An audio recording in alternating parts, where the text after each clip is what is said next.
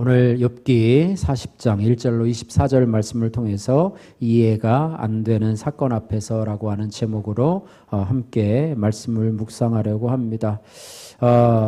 우리는요, 이해가 안 되는 사건을 인생을 살아가면서 종종 접하게 되지요. 그런 사건을 만나면서 우리는 이해하려고 하지만 또 그것이 너무나 복잡하고 또 우리의 지식으로 감당하기가 너무 어려울 때가 많아서 당황할 때가 많은데요. 특별히 우리가 어려운 상황에 직면했을 때 우리는 세상의 불공정함 또는 나의 무력함을 느끼며 좌절하기도 합니다. 그래서 오늘 본문에서 하나님은 이 고난당하고 있는 욥에게 자신의 위대하심을 보여주며 연약함을 깨닫게 해주시는 그런 모습을 보게 됩니다. 그래서 이해가 안 되는 사건을 당할 때 오늘 욥에게 지칭하는 말이지만 그것을 살아보면서 나는 어떤 사람인가, 욥은 어떤 사람이고 또 나는 어떤 사람인가, 또한 어떤 삶을 살아야지만이 우리가 이해가 안 되는 사건 앞에서 믿음으로 우리의 삶을 진행할 수 있을까, 이 부분을 함께 살펴보며 은혜를 나누기를 원합니다. 첫 번째로 이해가 안 되는 사건 속에서 욥은 하나님을 탓하는 자로 등장하게 됩니다. 오늘 1절에서 5절 말씀인데요. 먼저 1절에서 3절까지 같이 한번 읽겠습니다. 1절에서 2절까지 같이 읽겠습니다. 여호와께서 또 욥에게 일러 말씀하시되 트집 잡는 자가 전능자와 다투겠느냐? 하나님을 탓하는 자는 대답할지니라. 하나님께서 침묵한다고 말하던 불평하던 욥에게 나타나셔서 여러 가지 대화로 또 궁금함에 질문을 해 주시는 장면인데요. 계속해서 이어오면서 하나님 오늘 맡하고 있는데 2절 말씀에 보니까 트집 잡는 자가 전능자와 다투겠느냐. 이 트집 잡는 자는 욥을 말하는 거죠. 또 하나는 하나님을 탓하는 자는 대답할지니라. 역시 하나님을 탓하는 자도 누구예요? 욥을 지칭한다고 볼 수가 있습니다. 그래서 개역 성경에는 오늘 이제 우리가 보는 개역 개정 성경에 트집 잡는 자, 또 새 번역에서도 트집 잡는 자라고 하고 있는데요. 이 개역 성경이나 새 번역을 보면 특별히 욥이 하나님께 트집을 잡고 다투는 것처럼 보인다는 점을 강조하고 있는 것이고요. 특별히 공동 번역에는 반항하는 자로 또 비난하는 자로 이렇게 나타나고 있고요. 또 떠들어대는 자로 현대인의 성경에서는 떠들어대는 자라고 번역을 하고 있습니다. 또한 NIV 성경에서는 다투는 자 혹은 소송을 거는 자로 이 탓하는 자를 대신 표현하고 있습니다. 그래서 욥의 행동을 법정에서 소송을 거는 것처럼 마치 하나님을 고발하는 것처럼 그런 모습으로 이렇게 묘사를 하고 있습니다. 그래서 하나님을 탓하는 자는 단순히 하나님을 비난하는 것을 넘어서서 자신의 고통에 대한 해답을 하나님에게서만 찾으려고 하는 그런 인간의 오만함을 드러냅니다. 그러니까 결국에는 나에게는 잘못이 없고 하나님에게만 잘못이 있다. 나는 의로운데 왜 하나님이 이러한 이해가 안 되는 사건을 나에게 허락해 주셨는가라고 하면서 하나님을 따지고 덤벼드는 심지어는 법정에서 고소하는 것처럼 하나님을 고발하려고 드는 욥의 모습을 바라보면서 우리 자신이 욥만 그런 것이 아니라 우리 자신도 이해가 안 되는 사건 앞에서 우리도 탓하는 자로 또 떠드는 자로 반항하는 자로 또 소송을 걸고 다투는 자로 이렇게 등장하고 있다, 이렇게 말씀을 하고 있는 것입니다. 그래서 욥은 이 이해가 안 되는 사건 속에서요, 의로운 자신이 왜 고통받아야 되는지, 하나님 나는 잘못이 없는데 왜 내가 고통받아야 되는지 그 이유를 하나님 앞에 묻고 따지는데요. 하나님은 그동안 계속 침묵하셨죠. 그죠? 아무리 얘기를 해도 하나님은 가만히 계신 거예요. 또 전능하신 하나님 앞에, 전지전능하신 하나님 앞에 자신의 기준으로 판단을 요구하고 자신이 옳다고 주장하는 것입니다. 그러니까 하나님 앞에 나는 100% 옳고 하나님은 전부 다 틀립니다. 나는 100% 옳고 하나님은 틀립니다 라고 이야기를 하는데요. 우리 자신도 그렇게 하죠. 저도 이런 경우가 있었어요. 하나님을 탓하는 자로 이렇게 그런 경우가 있었는데요. 뭐 오랜 경우는 아니고요. 잠깐 그런 적이 있었습니다. 대학교 4학년 한 6월쯤에 폐결핵 진단을 받았어요. 기침을 오래 하고 이렇게 하면서 폐결핵 진단을 받았는데 이 폐결핵이라고 하는 것이요, 참 몸에 오한이 나고 기침이 나고 몸이 자꾸 이렇게 좀 허약해지는, 쇠퇴해지는 그런 병인 것 같아요. 그래서 그때 4학년이면, 대학교 4학년이면 이제 2학기잖아요. 그러면 취업을 준비하고 또 뭐 인턴 사원 면접도 봐야 되고 또 뭐 11월, 12월이면 또 취업 원서도 내고 앞길에 참 중요한 건데, 이 폐결핵이 걸려서 비실비실하고 또 우리 뭐 시험에 합격됐는데도 뭐 면접하고 또 뭐 건강검진 같은 것도 하지 않습니까? 그죠? 면접 볼 때 뭐 부실하다고 그러면 뭐 털어뜨리는데, 하필이면 이 시기에 하나님 왜 나한테 폐결핵이 걸리게 하셨습니까? 라고 하면서 하나님 앞에 조금 그런 오늘 욥처럼 하나님을 원망하고 탓하는 그런 사람으로 이렇게 나타났었는데요.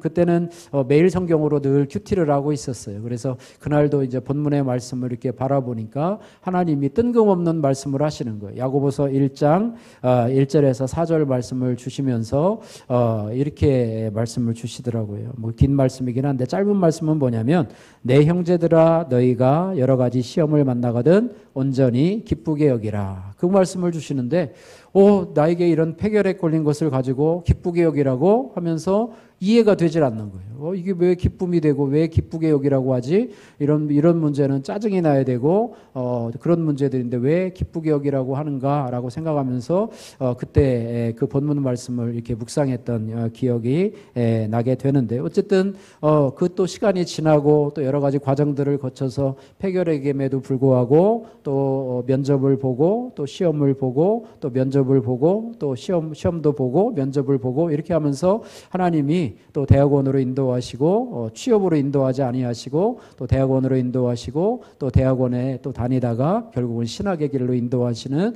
그런 하나님의 역사하심을 봤는데요. 당장 눈앞에 볼 때 내 뜻대로 내 원대로 안 되면 우리는 당장 하나님을 탓하고 나에게는 문제가 없는데 왜 이렇게 나를 이렇게 인도하시냐라고 하면서 하나님을 원망하며 또 다투고 떠드는 그런 일을 할 수가 있다라고 하는 것입니다. 그래서 마치 우리의 고통이 또 우리의 삶에 이해할 수 없는 문제의 책임이 하나님 앞에 있는 것처럼 따지고 생각하면서 자신의 기준으로 자신의 생각으로 또 하나님을 판단하고 이렇게 하려고 하시는 거죠. 그것이 바로 우리의 모습인데요.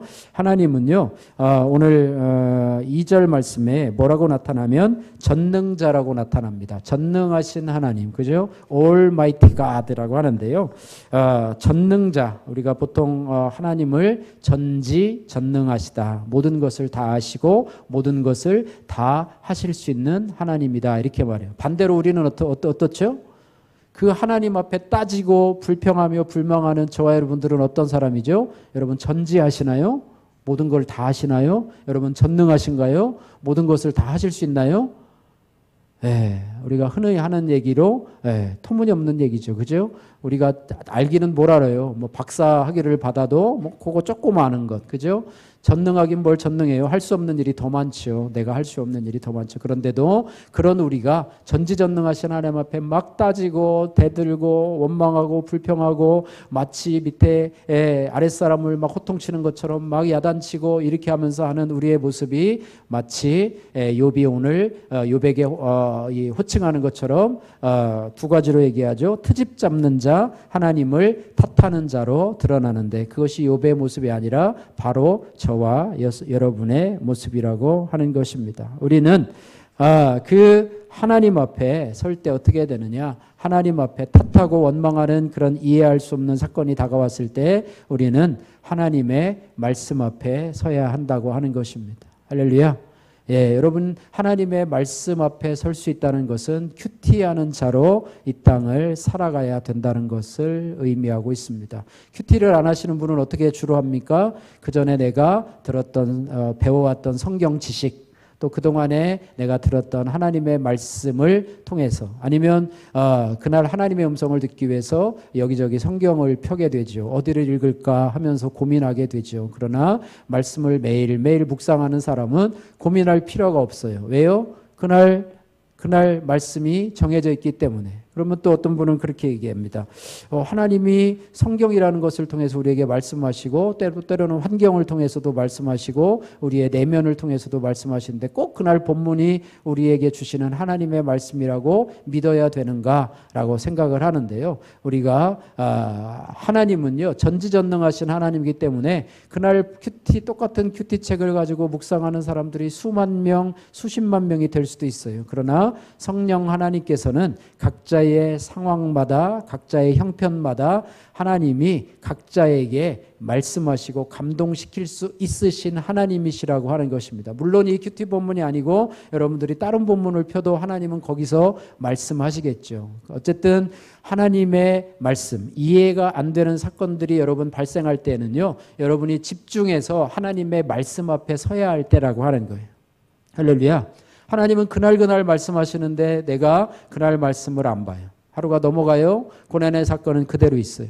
그 다음 날도 그냥 넘어가요. 왜 그럴까 생각은 하죠. 스트레스는 다가오고 또 하나님에 대한 의문도 생기고 또 원망하는 마음도 생깁니다. 그렇게 계속해서 지나가다 보면 그 고난이 말씀으로 해석되지 않아서 그 고난을 통해서 내가 배울 수 있는 것 하나도 없고 고난을 통해서 내가 이해할 수 있는 부분도 없다라고 하는 것입니다. 그래서 말씀을 우리가 가지고 있음이 유대인들이 율법을 가지고 있음을 하나님이 그들이 복된 백성이라고 말씀하듯이 이 세상을 살아가면서 이해될 수 없는 사건들 속에서 하나님의 말씀을 내가 소유하고 있다는 사실. 할렐루야. 여러분이 큐티책을 구독해서 여러분의 손안에 가지고 있다는 사실. 이것이 복된 것이고 또 거기서 더 나가서 그날 본문 말씀을 펴서 묵상할 수 있다는 것은 더 복된 일이라고 하는 것입니다. 저도 폐결핵이 걸렸을 때 그날 본문 말씀을 묵상하면서 사랑하는 형제들아 너희가 여러 가지 시험을 만나거든 온전히 기쁘게 여기라. 이것을 통해서 막연하게 나는 이것이 지금 짜증나는 일이지만은 하나님이 이것을 통해서 합력해서 선을 이루실 모양이다 라고 하면서 그 고난을 말씀으로 해석했던 기억이 난다고 하는 것입니다. 여러분 고난의 사건 속에서 여러분이 늘 말씀 앞에 설 때 그것이 바로 하나님을 탓하고 원망하는 자의 자리에서 내려올 수 있는 비결이라고 하는 것을 우리가 꼭 깨달아야 할 줄로 믿습니다. 적용 질문입니다. 나와 이해할 수 없는 사건 앞에서 나의 죄와 잘못을 보지 못한 채 하나님을 탓하고 있는 것은 무엇입니까? 여러분 적용해 보시길 바라고요. 두 번째로 오늘 6절에서 14절 말씀인데요. 이해가 안 되는 사건 속에서 욥은 하나님처럼 높아지려는 교만한 자로 하나님 앞에 드러나고 있다라고 하는 것입니다. 예, 그래서 오늘 6절에서 14절 말씀 좀 긴 말씀이긴 한데요.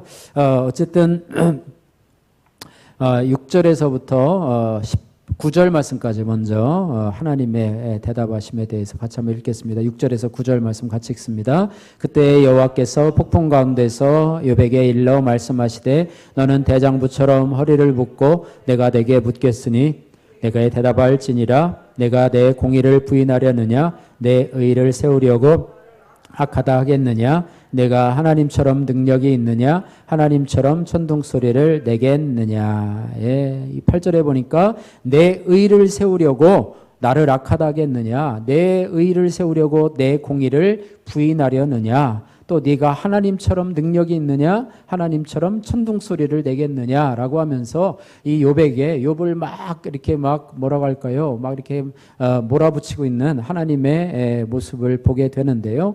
또 10절에서부터 13절, 14절 말씀에 보시면 이 교만한 자에 대한 이야기들이 나오고 있습니다. 10절에서 14절도 같이 한번 읽겠습니다. 너는 위엄과 존귀로 단장하며 영광과 영화를 입을지니라. 너의 넘치는 노를 비우고 교만한 자를 발견하여 모두 낮추되 모든 교만한 자를 발견하여 낮아지게 하며 악인을 그들의 처소에서 짓밟을지니라. 그들을 함께 진토에 묻고 그들의 얼굴을 싸서 은밀한 곳에 둘지니라. 그리하면 내 오른손이 너를 구원할 수 있다고 내가 인정하리라. 예.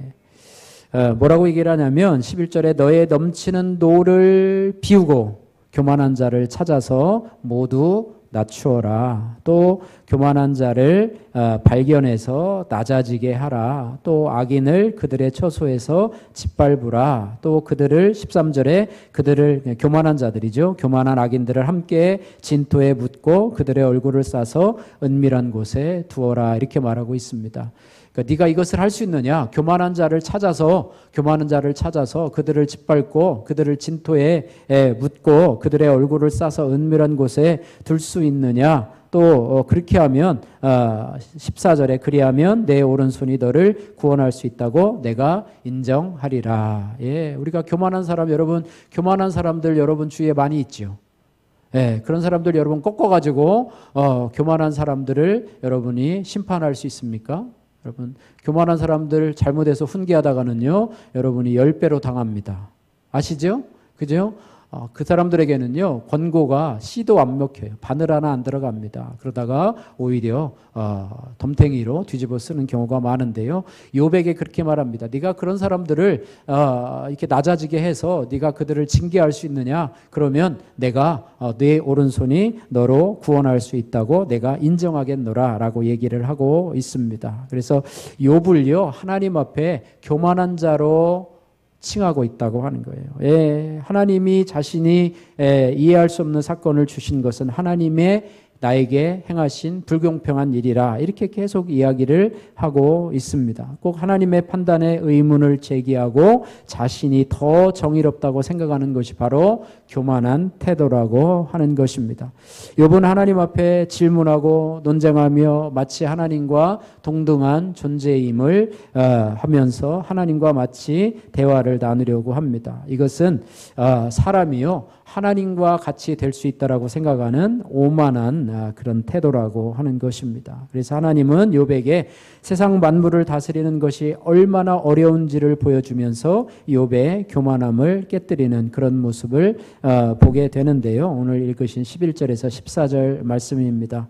성경은요, 이 교만을 죄악으로 여기면서 교만한 자의 멸망을 경고하고 있어요. 교만은요, 하나님의 영광을 가리고 다른 사람을 무시하며 결국에는 파멸로 이어지는 위험한 죄라고 하는 거예요. 인간이 왜 멸망하고 지옥에 떨어지느냐? 하나님처럼 교만하게 되려다가, 그죠? 교만함은 멸망의 선봉이요 거만함은 넘어짐의 앞잡이라 이렇게 했습니다. 사람이요 지혜가 없어서 사업에 실패해서 인생이 무너지는 것이 아니라 하나님처럼 되는 교만의 자리에서 내려오지 못하고 하나님과 동등한 자리를 유지하려고 가다가 결국에는 멸망의 길로 가게 되는 것이라고 하는 것이에요. 그래서 성경에서 교만에 대해서 경고하고 있는데요. 교만은 몇 가지 종류가 있어요. 첫 번째는요 하나님을 향한 경고라고 하는 거예요. 그래서 하나님을 자신과 동등하게 여기거나 오히려 하나님을 업신여기고 하나님 당신 있으면 나와봐 라고 하면서 하나님을 막 꾸짖고 하나님과 동등하다고 생각하고 또 하나님의 뜻을 거역하는 것 이것이 바로 하나님께 대한 교만함이고요. 사람을 향한 교만함은 어떤 것입니까? 결국 하나님께 대한 교만함을 가진 사람은요. 사람에게도 교만합니다. 그래서 사람은 어떻습니까? 다른 사람을 무시하고요. 업신여기고 깔보고 또 다른 하나는 자기 자신을 과대평가하는 것이 바로 그것이고요. 또 물질을 향한 교만이 있죠. 돈이 많은 사람은 물질적인 소유를 자랑하고 그것에 의지하고 또 가난한 사람을 게으르다고 무시하는 그런 경우가 있고 지식을 향한 교만도 있죠. 자신의 지식을 자랑하고 또 그렇지 못한 사람을 무시하는 것 이것이 지식을 향한 교만입니다. 그래서 성경에요 교만하다가 멸망한 사건이나 사람들을 찾아볼 수가 있는데요. 창세기 11장에 보면은 하나님께 교만하다가 결국에 멸망당한 그런 인류의 모습을 보게 되는데 그것이 바로 바벨탑의 사건입니다. 예, 우리가 다 여기에 모아가지고 하늘에 닿도록 우리의 탑을 쌓자. 그래가지고 하늘에 도달하자. 이렇게 해가지고 막 바벨탑을 쌓습니다. 열심히 이렇게 논의해서 막 탑을 쌓아요. 막 구름 위로 막 지나가. 여러분 유튜브 사진에 보면은 인터넷 사진에 보면 막 그 탑이 구름, 비행기가 지나가는 구름이까지 쌓는 것을 보잖아요. 하나님이 그것을 보시고서 저것들 그냥 놔뒀다가는 하늘에까지 오르겠구나 생각을 하고, 언어가 하나이어서 서로 상의하고 논의했는데 언어를 다르게 합니다. 언어를 다르게 해요. 그죠? 오늘 세계가요 다 다른 언어를 쓰고 있는 것처럼 그때까지는 언어가 하나였는데 그 바벨탑 사건 이후로 심판을 받아서 언어를 다르게 하다 보니까 서로 말이 안 통하는 거예요. 예, 여러 가지 언어를 가지고 말이 안 통하고 그러니까 서로 분쟁하고 다투고 싸우다가 결국에는 흩어지게 만드는 사건이 바로 바벨탑의 사건이었고요. 또 하나는 이스라엘의 초대 왕으로, 그죠? 사무엘을 이어서 이스라엘의 초대 왕으로 살아갔던 이 사울 왕의 교만함인데요. 이는 하나님의 이 선지자였던 사무엘의 말을 듣지 아니하고 전쟁터에서 사무엘이 올 때까지 기다리지 않고 제사를 먼저 드리지요. 또 하나님이 사무엘을 통해서 말씀하신 그 전쟁터에서도 순종하지 않고 자기 눈에 좋은 대로 합리화를 지켜서 하나님 앞에 불순종하게 됨으로 인해서 결국에는 왕위를 잃어버리게 되는 그런 초대 왕으로 군림하게 되는데요. 어쨌든 어떤 분은요, 사울 왕이 40년을 통치하면서 살았는데 그에게 나타난 교만함의 10가지 특징들을 설명하는 그런 글이 있었어요. 그래서 이런 글은 이제 대개 교만한 자의 특징이라고 볼 수가 있는데요. 교만한 자의 특징을 잠깐 살펴보면은, 교만한 자는 하나님의 종의 책망을 듣지 않습니다. 예, 뭐 하나님의 말씀도 안 듣는데 하나님의 종의 말씀을 듣겠습니까? 사울은요, 이 사무엘 선지자의 말을 듣지 않았어요. 또 교만한 자는 자기가 높아지기를 원하는데 특별히 사람들 앞에서 자신의 이름이 높아지기를 원해서요. 그가 사울 왕이요, 자기의 공적비를 막 세우잖아요. 그죠? 그런 것도 있고. 또 교만한 자는 하나님의 영광이 아니라 자신의 영광을 위해서 살아가는 자입니다. 자기가 높아져야 돼요. 네 번째로, 교만한 자는 어떠한 하나님의 음성도 들리지 않는다는 것입니다. 예, 그래서 교만한 자는요, 하나님의 음성을 들리지 않을 뿐만 아니라 들려도 듣지 않고 귀를 막아버린다고 하는 것이고요. 또 하나, 교만한 자에게는 귀신이 역사하는, 하나님의 이 악한 영이 역사한다고 하는 거예요. 더러운 영이 역사한다는 것이죠. 사울 왕이에게서 하나님의 영이 떠나가자 여호와의 부리는 악신이 그를 번뇌했다는 것을 기억하게 됩니다. 또한 교만한 자는 기도하지 않아요. 기도하지 않고, 또 교만한 자는 마음이 완고하고 고집이 세서 자기 생각과 뜻만 옳다고 생각을 하지요. 또 하나는요, 교만한 자는 자존심이 매우 강합니다. 그래서 다른 사람들이 자기의 자존심을 건드리는 것을 아주 심히 못 참아합니다. 네가 나의 자존심을 건드렸어라고 하면서 평소에 보지 못하던 모습으로 분노하며 화를 내는데, 특별히 이 교만한 자는요, 폭력적이고 그런 것이라고 하는 것이고, 또 마지막으로 교만한 자는 뭐냐면 끝까지 회개하지 않습니다. 사울 왕이 회개하는 것처럼 보이지만 그것은 회개가 아니고 그냥 후회하는 것. 그죠? 가룟 유다가 회개하는 것처럼 보이지만 결국 회개하지 않고 후회하는 것으로 들려서 그 사람은 차라리 태어나지 않았으면 좋을 걸 하는 그런 모습을 보게 되는데요. 교만한 사람은 끝끝내 회개하지 않고 하나님께로 돌아가지 않습니다. 이런 모습을 보면서 따라해보세요. 교만은 패망의 선봉이요, 거만함은 넘어짐의 앞잡이니라. 우리가 참 교만함을 물리쳐야 되는 것, 교만한 사람은 절대로 하나님 앞에 나올 수가 없습니다. 여러분 스스로 건강하다고 생각하면요, 여러분 병원 의사 찾아갑니까? 찾아가지 않습니까?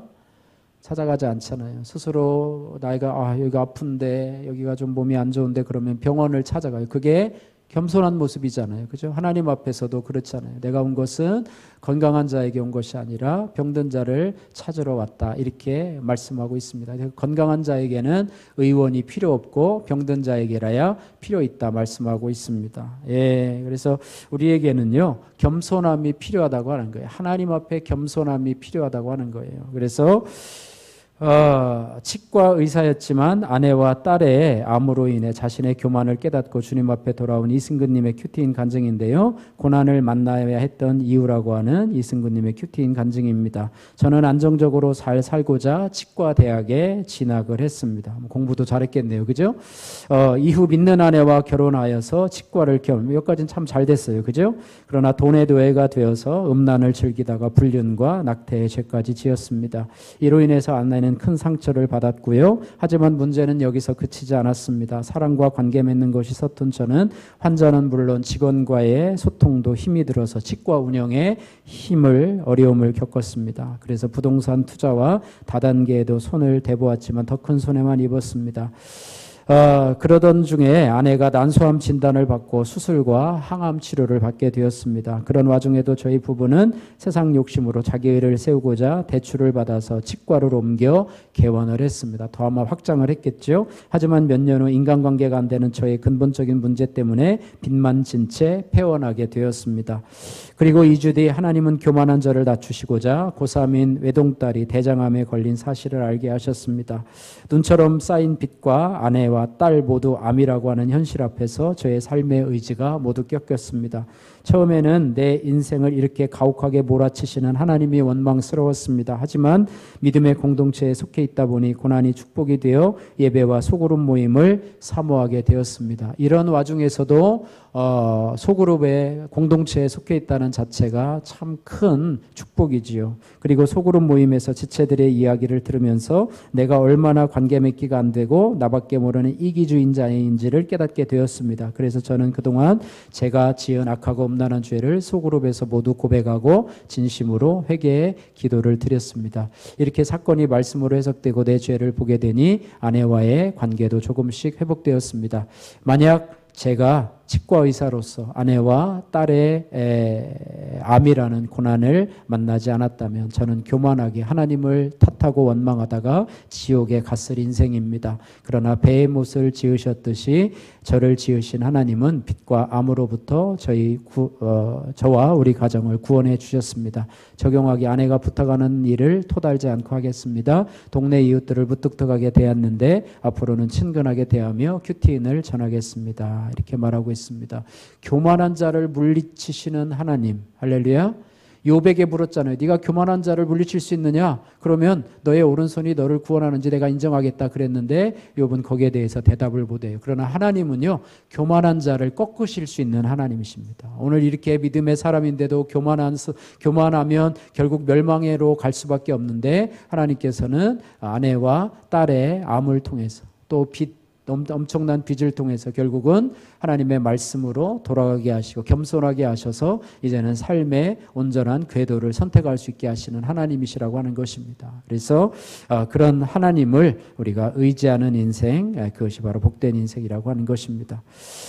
자, 우리가요 오늘 세 번째로요 간단하게 설명을 드립니다. 이해가 안 되는 사건 속에서 욥은 하나님을 의지하지 않는 인생이라 이렇게 우리가 표현을 할 수가 있습니다. 15절에서 24절에 나오는데요. 여기에는 베헤못이라고 하는 오늘 15절에 보면 그런 어떤 낯선 명칭이 등장합니다. 베헤못. 여러분 그 관주에 보면은 하마라고도 표현합니다. 그래서 베헤모스 그 해설을 보니까 물가에 살면서 몸집이 크고 힘이 센 동물인 하마나 코끼리, 물소 등을 가리키는데 개역 한글 성경에는 하마, 현대인의 성경에는 하마처럼 생긴 괴물이라고 얘기를 하는데요. 어쨌든 이 하마를 하마라고 생각을 하면서요. 하마를 보면서 오늘 19절 말씀 한번 같이 있습니다. 19절. 그것은 하나님이 만드신 것 중에 으뜸이라 그것을 지으신 이가 자기의 칼을 가져오기를 바라노라. 41절에는 또 리워야단이라고 하는 그것도 등장을 하게 되는데요. 어쨌든 이것을 보면서 뭐를 표현하냐면 하나님이 창조하신 피조물을 바라보라. 얼마나 강하고 힘이 있느냐. 그러나 너희 인간은 그 피조물도 당하지 못하는 인간이 하나님을 대적하는 것이 얼마나 미련한 짓인가 라고 하는 것을 욥에게 상기시켜 주고 있는 것이라고 하는 것입니다. 어쨌든 사람이 자기가 아무리 강하고 이렇게 하다 해도 들짐승조차 이기지 못하는 연약한 존재임을 상기시켜 주는 것이지요. 여러분 여러분 제일 무서워하는 동물이 뭡니까? 여러분 제일 예전에는 뭐 호랑이, 사자 이런 건데 요즘 동물원에 나가서 볼 수 있는 거기 때문에 여러분 우리 일상에서 볼 수 있는 가장 무서워하는 것. 여자분들은 뭐 주로 뱀을 많이 무서워하시더라고요. 예, 제가 어느 지원사님 봤는데 여기 이제 땅을 사서 이제 산 밑에다 집을 지었는데요. 집을 짓고 이렇게 정원도를 갖고 왔는데 뱀이 들어온대요. 그래서 뱀을 사진을 찍어가지고 남편이 하는 일은 뱀 잡는 일이라고 그러더라고요. 또 뭐 무슨 뭐죠? 그 전갈 같은 거 있나요? 뭐 이렇게 해가지고 막 그 쏘는 거, 막 그런 것도 막 들어가지고 그것도 막 이렇게 해가지고 사진 찍은 것도 보는데. 뭐 쥐를 무서워하시는 분도 있잖아요. 쥐, 예, 쥐를 무서워하고 뭐 쥐와 막 그런 뭐 무서워하는 분도 있고 별것도 아닌데 내가 나는 뭐 대단한 인간이야라고 하면서 그 별거 아닌 쥐나 뱀, 뭐 이런 군뱅이, 무슨 뭐 송충이, 쐐기, 뭐 이런 거, 벌, 뭐 그죠? 이런 거 우리 주위에서 능히 볼 수 있는 벌 이렇게 그런 거 볼 수 있는데요.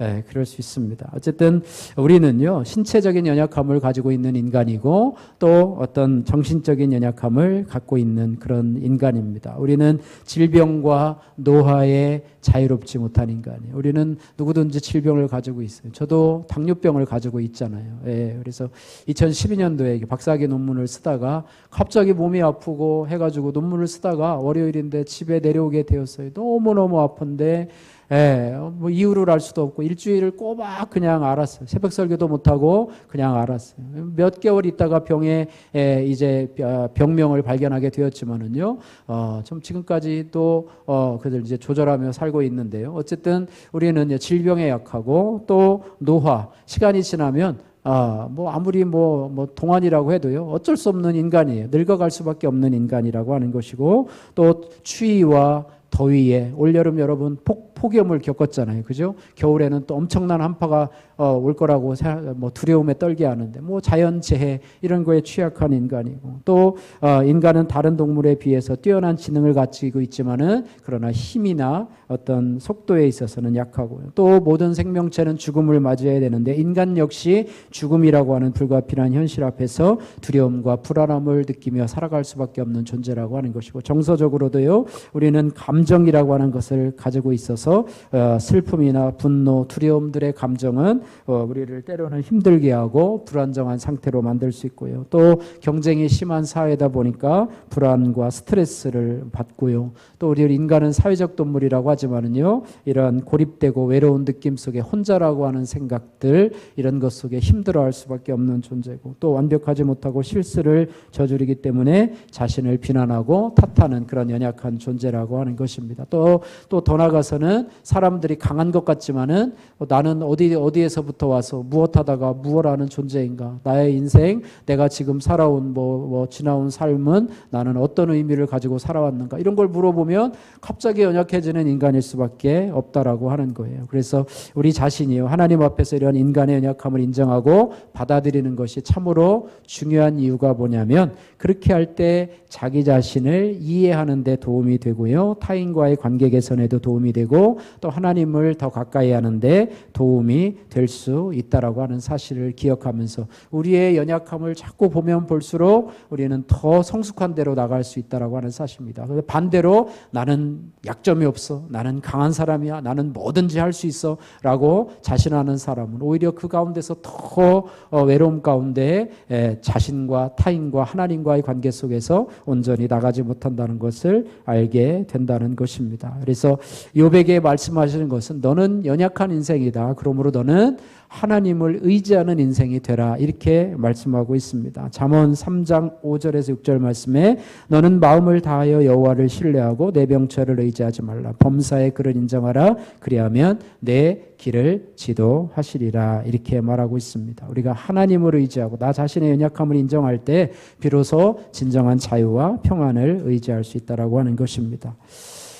말씀을 정리합니다. 오늘 이해가 안 되는 사건 앞에서라고 하는 제목으로 말씀을 전했는데요. 우리도 이해할 수 없는 사건 앞에서 욥처럼 하나님을 탓하는 자로 또 하나님 앞에서 논쟁하는 교만하는 자로 또 하나님을 우리의 연약함을 인정하지 않고 하나님을 의지하지 않는 자로 비춰질 수 있지만 우리는 이해될 수 없는 사건 앞에서 우리들 하나님을 탓하거나 교만해서 자신을 의지하지 말고 이제부터 모든 것은 다 할 수 없지만 하나님과 그분의 계획을 신뢰하며 나가야 될 줄로 믿습니다. 우리 인생에 이해할 수 없는 사건은 우리를 힘들게 하지만 동시에 자신의 한계를 깨닫고 겸손해질 수 있는 기회가 되고 하나님을 더 의지하고 신뢰하는 기회가 되고 인생의 우선순위를 재정립하고 진정한 가치를 깨닫는 귀한 시간이 될 수 있게 되어서 욥의 고난은 그를 더욱 깊은 신앙으로 성숙하게 했다는 것을 기억하면서 여러분 인생에 이해되지 않는 고난이 닥칠 때 오늘 말씀처럼 더 하나님 앞에 겸손하고 또 하나님을 의지하는 자로 나 자신의 연약함을 하나님 앞에 인정하고 말씀 앞에서 여러분을 세워가는 그런 은혜가 있기를 소원합니다. 욥은 이렇게 고백합니다. 욥기 23장 10절에 나의 가는 길을 오직 그가 아시나니 그가 나를 단련하신 후에는 내가 정금같이 나오리라. 여러분 이런 욥의 고백이 저와 여러분의 고백이 되어주셔서 인생에서 이해될 수 없는 사건이 다가올 때 여러분 능히 극복하시고 또 한 걸음 나가시고 여러분의 신앙이 성숙하시는 그런 은혜가 있기를 주님의 이름으로 축복합니다.